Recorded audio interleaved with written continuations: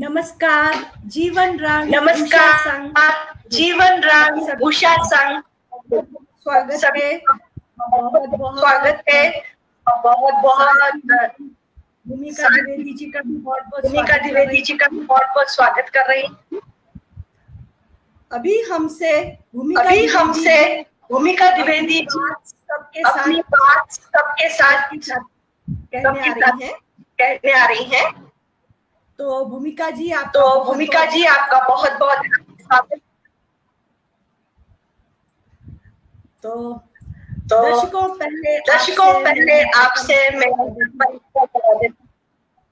भूमिका जी अंग्रेजी उर्दू साहित्य की गहन अध्येता है और उन्होंने हिंदी साहित्य में भी काफी कुछ इन्होंने लिखा है।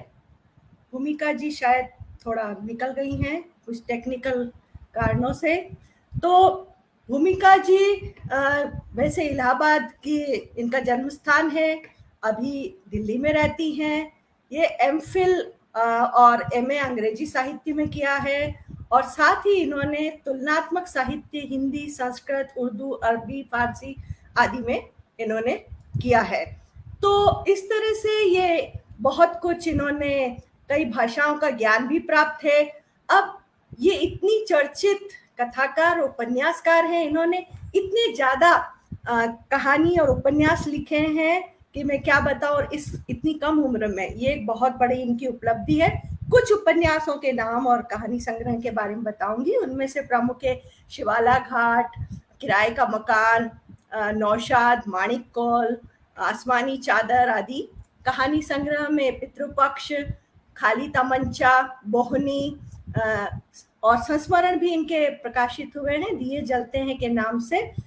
साहित्यिक उपलब्धियां यदि हम इनकी देखें तो उसमें है बोहनी, जिसको भारतीय ज्ञानपीठ नवलेखन अनुशंसा मिली है। इनके प्रथम उपन्यास आसमानी चादर को मीरा स्मृति सम्मान मिला है और लगातार साहित्यिक सेवा के लिए तिलका मांझी राष्ट्रीय सम्मान भी इन्हें प्राप्त हुआ है। और ये दूरदर्शन आदि पर, ये आकाशवाणी और दूरदर्शन पे बकायदा अतिथि कलाकार के रूप में 10 वर्षों से जुड़ी हुई हैं और ये थिएटर जगत में भी अपनी पेठ रखती हैं। तो इनको ये उर्दू, हिंदी साहित्य आदि की भी अच्छी जानकारी रखती है। और एक और बात मैं बताना चाहती हूँ, साथियों, हम सब ने अवश्य ही हिंदी के जो जितने भी पढ़ने वाले हैं, उन्होंने उपेंद्र नाथ अच्युत जी का नाम हमारे लिए नया नहीं है। तो उनकी पुत्रवधू है, उनके वरिष्ठ पुत्र नीला बख्श जी की, और अभी ये दिल्ली में रहकर अश्क रचना संसार की परंपरा को आगे बढ़ा रही है। तो भूमिका जी बहुत बहुत आपका हार्दिक स्वागत है और हम आपसे चर्चा करके आपके प्रकाशित कृतियों के बारे में बातचीत करेंगे। तो नमस्कार उषा जी, साहित्य जगत में आप उषा फैला रही हैं संध्या के समय पर। और ये साहित्य जगत में एक संध्या काल है, ये बहुत काफी संक्रमण का दौर है, बहुत अप्स एंड डाउन हर दुनिया में देखने को मिलते हैं, तो यहाँ पर भी देखने को मिल रहा है। तो उसमें आप उषा की किरणें लेकर आई हुई हैं, ये हम सब लोगों के लिए बड़े सौभाग्य की बात है और मैं आपसे जुड़ रही हूँ, मेरे लिए भी ये व्यक्तिगत सौभाग्य की बात है। आप इतनी दूर बेंगलोर में बैठी हैं और आपने मुझे पुकारा, जो कि मैं उस वक्त दिल्ली में थी। तो बहुत अच्छा लग रहा है आपके पास आकर, आपके मंच से जुड़कर। मैं आपके मंच का अभिनंदन करती हूँ, आपके सभी पाठकों, सभी श्रोताओं, सभी दर्शकों, सभी प्रेमियों और सभी प्रेमिकाओं, सबका मैं बहुत स्वागत करती हूँ आपके मंच से। और मैं बहुत आभारी हूँ कि आपने मुझे याद किया। जी बताएं, दागिए सवाल आप अपने। जी दागने नहीं आ रहे, पूछ रहे हैं हम आपसे, जस्ट जानकारी चाह रहे हैं, दागने का कोई इरादा नहीं है। और दर्शकों एक बात बता दूं कि भूमिका जी इस समय बनारस के गंगा घाट से हमसे जुड़ी हुई हैं, तो हमें गंगा जी का आशीर्वाद भी साथ साथ मिल रहा है इस कार्यक्रम को। ये बहुत ही खुशी की बात है। पीछे गंगा का पूरी नदियां आप देख सकते हैं, घाट पूरा, खूब सारी नदियां हैं, खूब सारे लोग हैं। जी जी जी जी तो मतलब ये एक बहुत ही एक विशेष बात है आज के इस कार्यक्रम की कि गंगा घाट से आप जुड़ी हैं। बाकी तो सब लोग अपने अपने ड्राइंग रूम से जुड़ते हैं, तो ये बहुत ही विशिष्टता है आज के कार्यक्रम की। तो जी बिल्कुल, ठीक है भूमिका जी, हम आगे आपसे ये जानना चाहेंगे, सबसे पहले आपका ये लेखन कब से शुरू हुआ और इसकी प्रेरणा आपको कैसे मिली? साहित्य रचना जी। थोड़ा सा माहौल इलाहाबादी साहित्यिक है और परिवार में भी साहित्य प्रेमी थे। मेरे ग्रैंडफादर थे, जी। कविता पाठ करवाते थे। मैं आपको बताऊं, जब मुझे कविता का लिखना मतलब अक्षर ज्ञान भी जिस वक्त नहीं था, उस वक्त मैंने नीरज जी की कविता अपने घर पर सुनी थी, मुझे ये याद है। और उन्होंने सफेद चादरें बिछी हुई थी घर में, लाल मसनद गाँव तकिया जिसे कहते हैं, वो बिछे हुए थे मखमल के चारों तरफ, और हम बच्चे उसमें उधम मचा रहे थे। ये एक दिन याद आता है मुझे। तो उसमें नीरज जी आकर बैठे और बुलाया बड़े प्यार से उन्होंने, और केवड़ा जेल और पान बीड़ा पीकान ये सब चारों तरफ रखा रहता था। जब काव्य गोष्ठी बाबा जब भी कविता पाठ रखवाते थे, जब भी वो ये सब करवाते थे, तो इस तरह का कुछ माहौल मैंने बचपन में देखा था। तो नीरज जी ने बुलाकर मुझे गुलकंद, थोड़ा सा मेरी बहुत छोटी छोटी हथेलियां थी, उसमें रखा था। तो कहीं वहीं से मुझे लगता है वो प्रसाद नीरज जी ने दिया था कि तुम भी लिखना, आज नहीं कल लिखना, जब तुम्हें अक्षर ज्ञान हो जाए, जब तुम पढ़ने लिखने लगना तो लिखना। तो माहौल कुछ साहित्यिक मुझे इलाहाबाद की जमीन से मिला है। इलाहाबाद की तो कड़-कड़ में देखिए साहित्य व्याप्त है। जिस गली, जैसे मैं पुणे में कहती हूँ, जिस चौराहे जिस गली से गुजरिए एक आपको हाईटेक इंस्टीट्यूशन बहुत शानदार टेक्नोलॉजी का, मेडिकल को बहुत शानदार इंजीनियरिंग का मिल जाता है। ऐसे हमारे साहित्य की दुनिया हमारे इलाहाबाद शहर में मैं देखती हूँ कि हर गली में कोई साहित्यकार की मूर्ति खड़ी है, वह स्वयं खड़ा हुआ है। कहीं फिराक साहब जो हैं वो बैठ के अपनी सिगरेट जो सुलगा रहे हैं, कहीं पंत जी गाते हुए चले जा रहे हैं, कहीं निराला जी की मैंने उसे देखा इलाहाबाद के पथ पर। तो ये महादेवी वर्मा जी जैसी शख्सियत हमारे यहाँ से है। तो इलाहाबाद की जमीन ने, इलाहाबाद की हवा ने, फिजाओं ने, इन सब ने मुझे लगता है कहीं ना कहीं साहित्यिक चेतना दी है थोड़ी सी।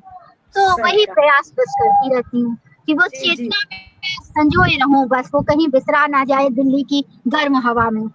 नहीं नहीं, ऐसा हो ही नहीं सकता, क्योंकि बचपन से ही आपको साहित्यिक माहौल मिला है, फिर ससुराल में भी साहित्यिक माहौल, तो आप उससे बाहर नहीं जा सकती। और आपकी रचनाएं इस बात की गवाह है कि साहित्य आपके रोम रोम में बसता है।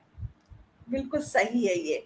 तो आपने इतनी कुछ रचनाएं की है कि मुझे समझ नहीं आ रहा कि मैं किस रचना के बारे में चर्चा करूं, इतनी कुछ है और इतने कुछ विषय भी आपने चुने हैं। कोई आपके उसमें मैंने रचनाओं में जो कुछ भी पढ़ा जाना, उससे मैंने जाना कि कोई एक विषय लेके नहीं लिखी आपने, सामाजिक, आर्थिक, धार्मिक, राजनीतिक, हर विषय पे अपनी लेखनी चलाई है। तो मैं आपसे ये पूछना चाहूंगी कि इतनी प्रकाशित पुस्तकों में कौन सी पुस्तक ऐसी है जो आपके दिल के सबसे ज्यादा करीब है, या ये मुश्किल है कहना, लेकिन फिर भी लगता है ना कि वो लिखते हुए आपको ज्यादा आनंद आया, ये आप कह सकती है मेरी प्रतिनिधि रचना है? ये सवाल बिल्कुल, हाँ ये वाकई मुश्किल सवाल है थोड़ा सा, क्योंकि एक माँ से अगर पूछो तुम्हारा सबसे प्यारा बच्चा तुम्हें कौन सा है, तो ये बताना बहुत उसके लिए मुश्किल हो जाएगा, क्योंकि हर बच्चा 9 महीने गर्भ में रहता है और 9 महीने की अवधि पूरी करके सबके सामने आता है, दुनिया में सामने आता है। तो जो बच्चा जो है थोड़ी तकलीफ से बाहर आता है, मेरे ख्याल से जो थोड़ी तकलीफों के बाद, सभी प्रसव पीड़ा तो सभी की एक समान होती है, लेकिन कभी कोई बच्चा जल्दी प्री मैच्योर आ जाता है या कभी कोई ज्यादा समय लेकर आता है, तो उसके लिए हम माएँ संवेदित ज्यादा होती हैं, उनके लिए हमें रख रखाव ज्यादा करना पड़ जाता है। तो इस तरीके की अगर कोई बात मैं करूं, तो मेरे ख्याल से उपन्यासों में मुझे ज्यादा, कहानियां बहुत सारी है, 3 संग्रह अभी तक आए हैं और संग्रह है लाइन में है, जब आए, जब प्रकाशक लोग तैयार, प्रकाशक लोग तो कहते हैं उपन्यास पहले लाएं की कहानी पहले लाएं, दोनों आपके मेरे पास है भूमिका जी। तो मैं उपन्यासों में भी बहुत नजदीक होती हूँ।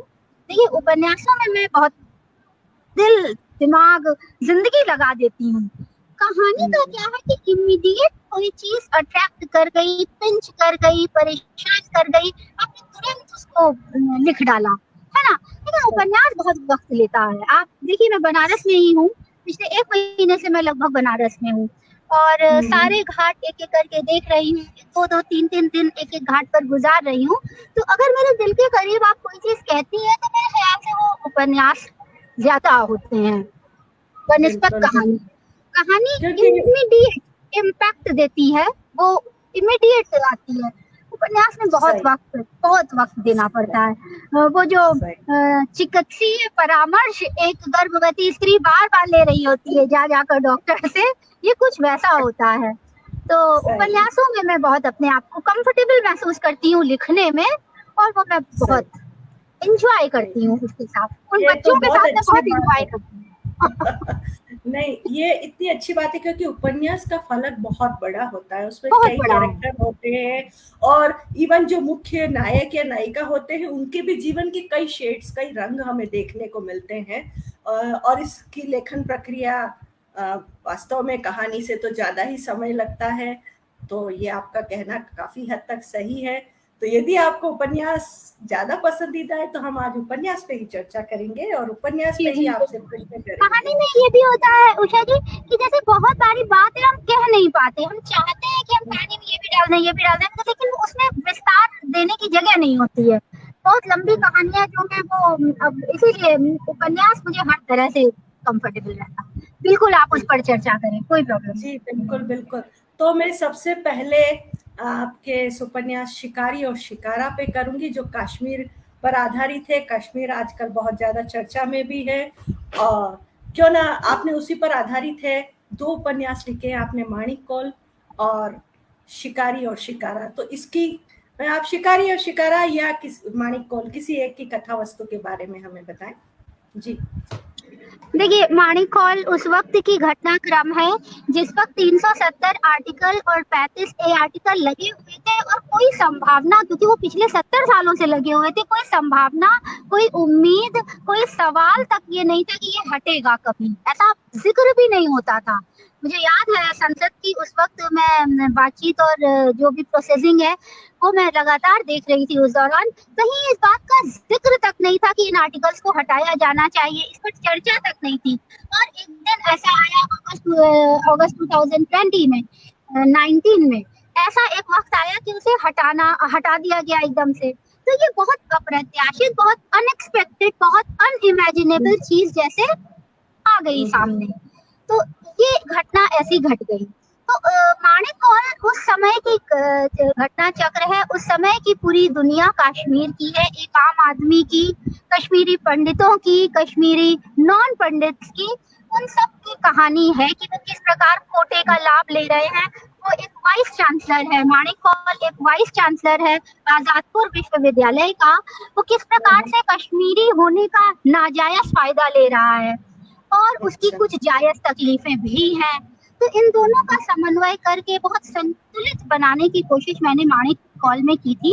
और उसमें मैंने ये भी दिखाया था कि जो नॉन पंडित कश्मीरी हैं वो भी किस प्रकार से कश्मीरी पंडित से आशय होता है कश्मीरी हिंदू, वो किस प्रकार कश्मीरी हिंदुओं को सपोर्ट कर रहे होते हैं और किस प्रकार से नहीं भी कर रहे होते हैं। ये तीनों पक्ष मैंने पूरे दिखाने का प्रयास किया है। पर हालांकि माणिक कौल के जो सबसे नजदीकी दोस्त हैं वो सब नॉन हिंदू कश्मीरी हैं, ये बताना चाहिए मुझे। तो ये उस वक्त की कहानी है, उसकी एक प्रेम कहानी है। कंचन दीक्षित नाम की एक लड़की है, वो एक आर्टिस्ट है, पेंटर है। वो उसे चित्रकारी का अवार्ड देने आता है उसकी यूनिवर्सिटी में, क्योंकि वो उस यूनिवर्सिटी में पहले पढ़ रही थी और वो छोड़कर जवाहरलाल नेहरू यूनिवर्सिटी शिफ्ट हो गई थी। तो उसे पुराने विश्वविद्यालय के छात्रों को, जो बहुत अच्छी रिकॉग्निशन जिन्होंने हासिल की है, कुछ भी दुनिया में नाम कमाया है, कुछ भी प्रतिष्ठा उनकी है, तो उन्हें बुलाकर वो अवार्ड दे रहा होता था। तो यहाँ से इन दोनों की प्रेम कहानी शुरू होती है। ये कुछ ऐसी कहानी थी। फिर उसमें कुछ धोखेबाजियां हैं, कुछ एकेडमिक दुनिया में जो शिक्षा तंत्र में कितने भ्रष्टाचार हैं, कितने करप्ट और कितने अच्छे लोग भी हैं, कुछ एक जेन्युइन लोग भी हैं। इन सब की कहानी का विस्तार मैंने माणिक कौल कहानी एक कश्मीरी की उपन्यास में दिखाया था। अब आप कहे अगर शिकारी और शिकारा, मूल रूप से ये गुलशन पंडिता नाम के चरित्र की कहानी है और गुलनार बानो उसकी प्रेमिका है। अब ये 370 हटने के बाद कश्मीरी आम जीवन कितना प्रभावित हुआ, राजनीतिक कितना असर पड़ रहा है उस पर, और कितना लाभ सेनाएं अब ले पा रही हैं कि नहीं ले पा रही हैं, ये सब कुछ मैंने दिखाने का शिकारी और शिकारा में प्रयास किया। ये है।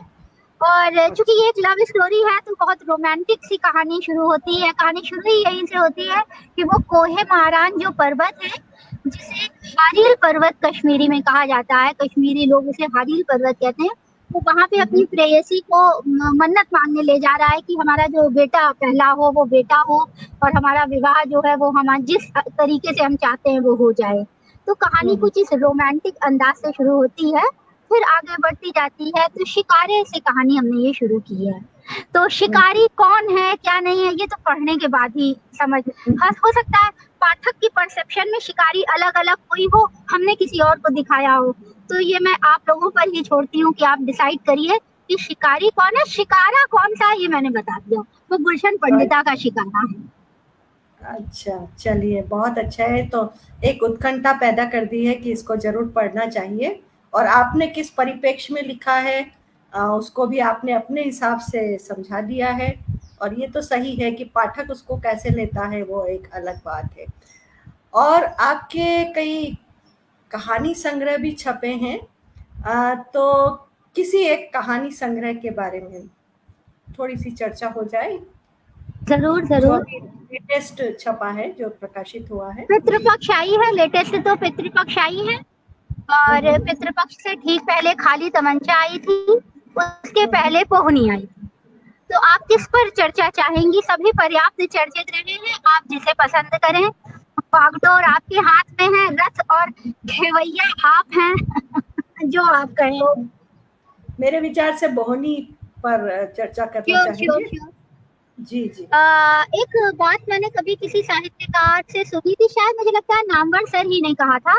नामवर सिंह ने एक बार कहा था कि जो है जो आपकी पहली किताब होती है वो आपकी आखिरी सांस तक आपको पुकारती है। तो बोहनी वही है। बोहनी मेरी पहली किताब है। और अभी मैं आपको बताऊं, जब मैं बनारस आई हूँ तो मैं फेसबुक पर, ये सोशल मीडिया पे मैंने कई जगह डाला, इंस्टाग्राम में कई जगह डाला मैंने कि मैं यहाँ पर हूँ। तो मुझे एक फोटो भेजी किसी ने बोहनी की ही। यहाँ पर BHU में एक बुक फेयर चल रहा है।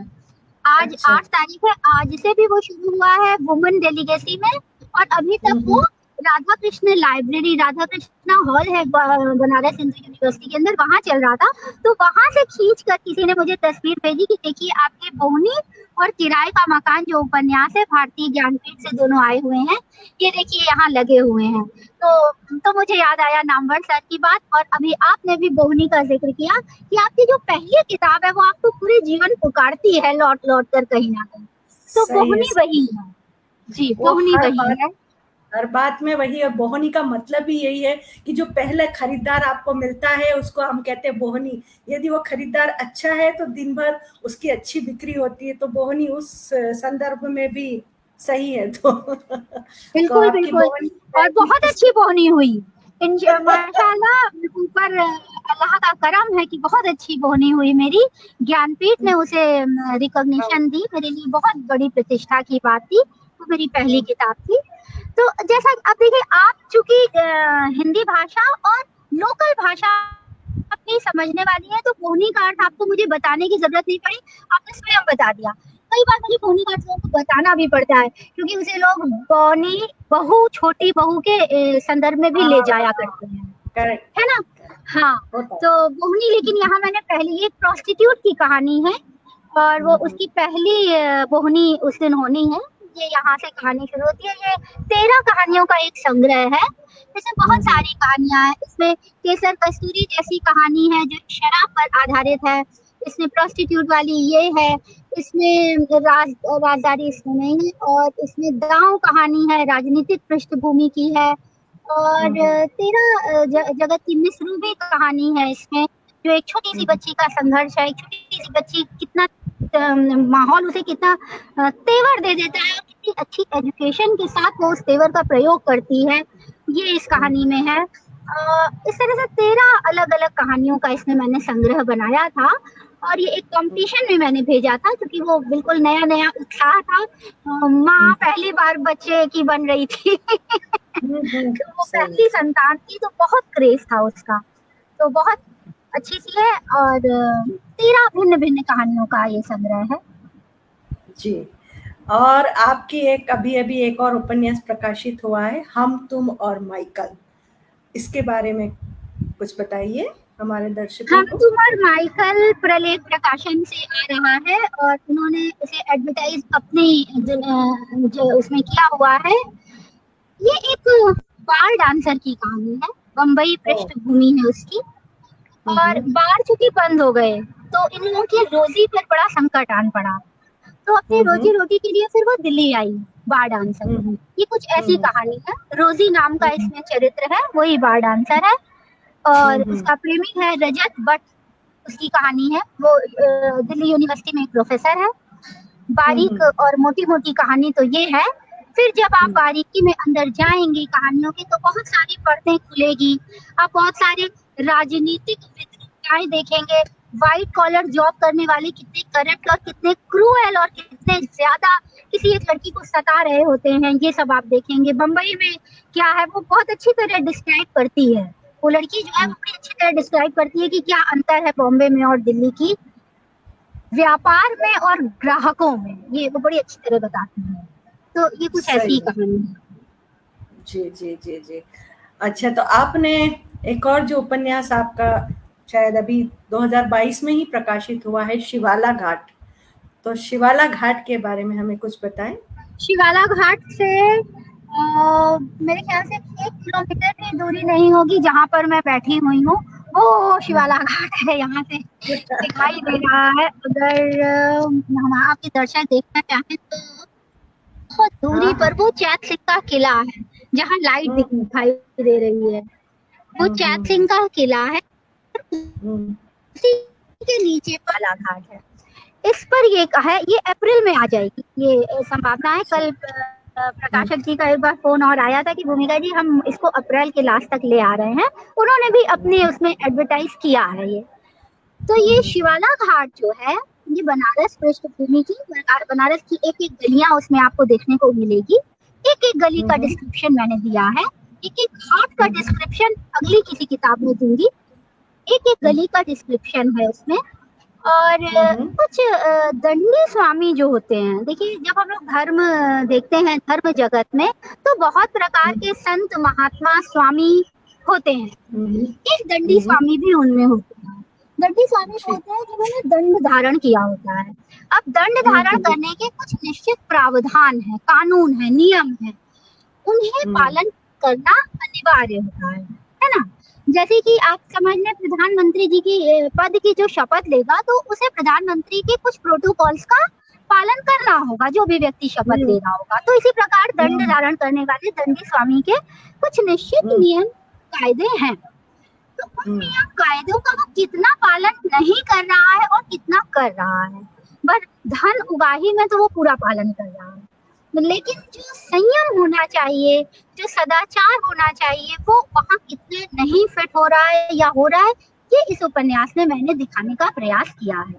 अब दंडी स्वामी की एक बहुत मिसाल मैं आपको छोटी सी देती हूँ, इसे समझना और आसान हो जाएगा कि जब दंड धारण किया जाता है जिस घड़ी, उससे ठीक पहले आप अपना अंत्येष्टि, अपना तर्पण कर चुके होते हैं। ये इस बात का सिंबल होता है कि आप दुनिया से खत्म हो चुके, आपकी हस्ती अब इस दुनिया में नहीं है। अब आप धर्म क्षेत्र में आ चुके हैं और आप सामाजिक जीवन में नहीं हैं। आपका परिवार अब धर्म है, धार्मिक लोग हैं। लेकिन जिस दंडी स्वामी का मैंने जिक्र शिवाला घाट नाम के उपन्यास में किया है, उसकी एक पत्नी है प्रॉपर, और वो रात को रोज अपने शिष्यों को छोड़ के अपनी पत्नी के पास जाता है। अब आप देखिए ये कितना बड़ा भ्रष्टाचार है, ये कितनी बड़ा धर्म के समाज पे तमाचा है कि एक दंडी स्वामी ऐसा भी है।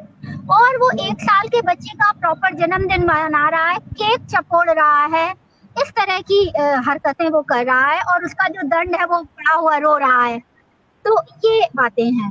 तो दंड वाली दंडी स्वामी पर ये कहानी मैंने लिखी है। अधुमानंद स्वामी का नाम है और बेहा वाल्मीकि उसकी वो पत्नी है। इस पर ये कथा है शिवाला घाट। ये उपन्यास भी आप बहुत जल्द देखेंगे, अप्रैल में मेरे ख्याल से आ जाए। तो बहुत बहुत शुभकामनाएं आपको इस आने वाले इसकी चर्चा जनवरी से हो रही है और जनवरी से लोग लिंक मांग रहे हैं। ये प्रकाशकों की ओर से कुछ होने वाली दिक्कत है जो अभी तक हम उन्हें लिंक नहीं दे पाए। अप्रैल लास्ट में ये सारी शिकायतें ईश्वर ने चाहा, गंगा ने चाहा, महादेव ने चाहा तो ये दूर हो जाएगी। बिल्कुल बिल्कुल। आपकी एक पुस्तक इस पर भी आई है ना, संस्मरण है, जिसमें महान साहित्यकारों के संस्मरण है, उनके बारे में कुछ जानकारी दें हमारे दर्शकों को। जी, ये बिल्कुल बिल्कुल ये बहुत इम्पोर्टेंट किताब लोग कहते हैं कि है हिंदी साहित्य जगत की, ये बहुत महत्वपूर्ण किताब कही जा रही है। ये 50 लोग ऐसे हैं जिनकी मेरी जीवन में मुलाकात रही है, बहुत प्रभाव, बहुत आशीर्वाद और बहुत महत्व रहा है।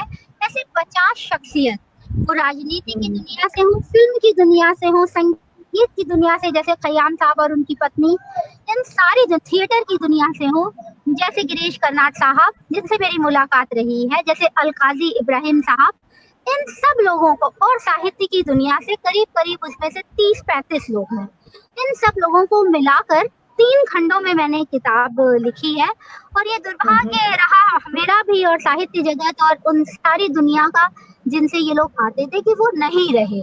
तो कुछ संस्मरण मैं लिख कर दे रही थी, कोई प्रकाशक या कोई संपादक मांग रहे थे, तो उसी की संकलन करके ये एक किताब बनी है जिसका नाम है दिए जलते हैं।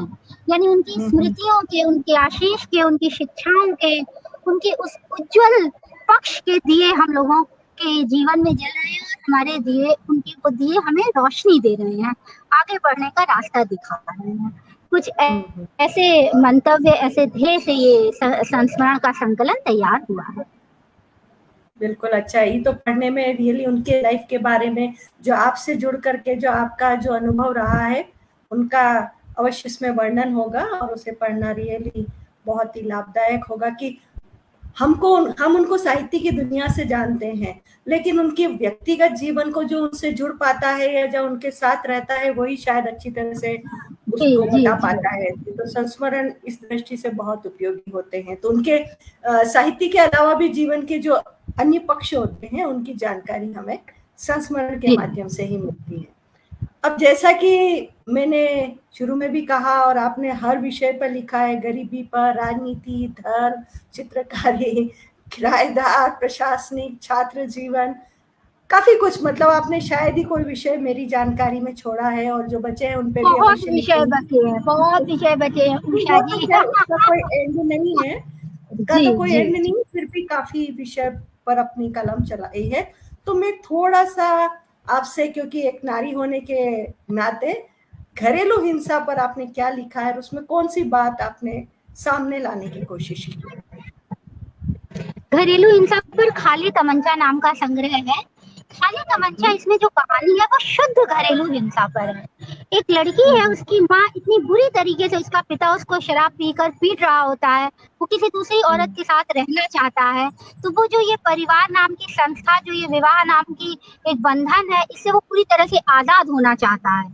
तो वो किस प्रकार से पीटता है बेरहमी से, ये दिखाया है खाली तमंचा पर। अभी 1.5 घंटे का करीब शो हुआ, जिस पर पूरे देश के बहुत बड़े बड़े साहित्य समझने वाले, बड़े अनुभवी लोगों ने उस पर अपने अपने राय और अपने अपने विचार रखे। तो 1.5 घंटे करीब खाली तमंचा सिर्फ एक कहानी पर, not the whole collection, complete collection पर नहीं, केवल इस कहानी पर उन्होंने इतनी बढ़िया तरीके से, समझ लीजिए उषा मैम, बातचीत की है कि मुझे ये लग रहा था कि मैंने जब ये लिखा था तो कभी सोचा भी नहीं था कि इस पर इतना ध्यान दिया जाएगा, इतना उस कहानी को अप्रिशिएट किया गया। तो घरेलू हिंसा पर ये एक कहानी है। घरेलू हिंसा पर किराए का मकान पूरा उपन्यास भी है, लेकिन वो केवल एक पार्ट है। खाली तमंचा में केंद्र में यही बात है।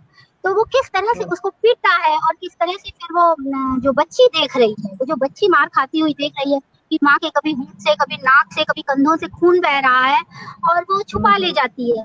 उसमें एक विद्वान ने ये कहा कि औरत के पास इतना भी वक्त नहीं है कि वो अपने आंसू भी ढंग से बहाकर अपनी अवसादों, अपनी शारीरिक तकलीफों पर रो सके, क्योंकि वो बच्ची से आंसू छुपा लेती है।